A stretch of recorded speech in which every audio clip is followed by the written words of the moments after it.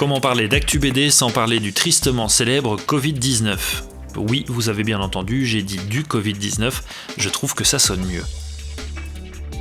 Donnons maintenant la parole à Olivier Sulpice, fondateur des éditions Bambou, et Marie Moinard, fondatrice des éditions Des Ronds dans l'eau, afin de faire la lumière sur la situation parfois compliquée du monde de l'édition et de ses auteurs. C'est assez compliqué, mais comme pour toutes les entreprises et pour tout le monde, le problème c'est qu'on n'a pas de visibilité.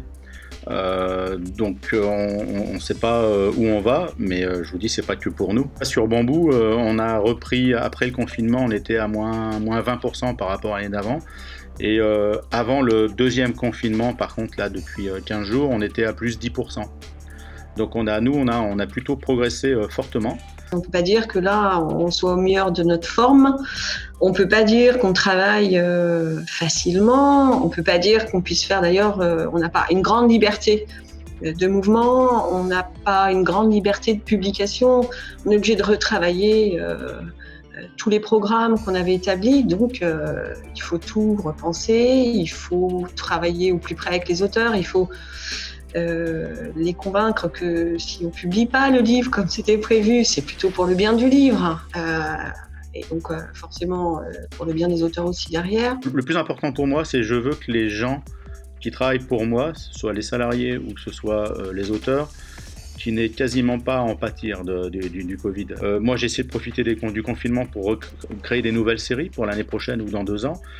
On a pu prendre de l'avance, c'est-à-dire que maintenant on a un planning assez établi sur l'année prochaine, voire l'année d'après. L'impact, il est vraiment lourd. Économiquement, économiquement, c'est quand même assez catastrophique. On a quand même au moins une cinquantaine d'événements qui ont été annulés totalement.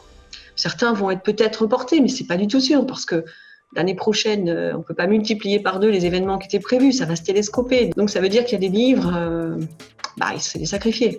Là, on a une sortie qui doit se passer en mois de décembre, qui devait être le 25 novembre. Alors, c'est très compliqué. La décision s'est prise de façon commune de publier l'album quand même en début décembre, en espérant, parce que c'est un album pour les enfants, un album jeunesse, que le Père Noël remplisse sa hotte et on va s'aider tous ensemble, on va parler sur les réseaux et puis on va essayer que les libraires nous accompagnent un peu, ça serait vraiment bien. Il y aura peut-être des choses qui ont été mises en place maintenant qui perdureront par la suite et il y aura peut-être d'autres réflexions qui seront faites. Je pense les libraires en marche forcée auront progressé énormément sur tout ce qui est numérique, tout ce qui est vente en ligne ou autre. Et je pense que pour le coup ce sera une bonne chose pour eux par la suite, même si la force d'un libraire bien évidemment reste le lieu de vente, la présence, les conseils, mais je pense qu'ils ont regagné peut-être un tout petit peu de leur retard par rapport à Amazon grâce à ou à cause de ce confinement. Nous, je suis donc en Île-de-France, on a un prêt, j'attends une réponse là pour un prêt résilience. C'est un joli mot. Voilà, mais pour l'instant, je ne sais pas. Pour l'instant, j'ai pas eu d'aide. Résilience, c'est bien choisi.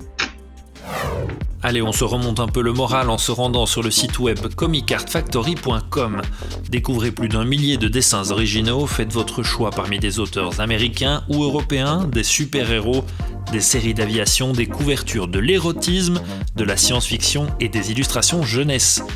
Les planches originales de BD et le plaisir de collectionner, c'est sur comicartfactory.com.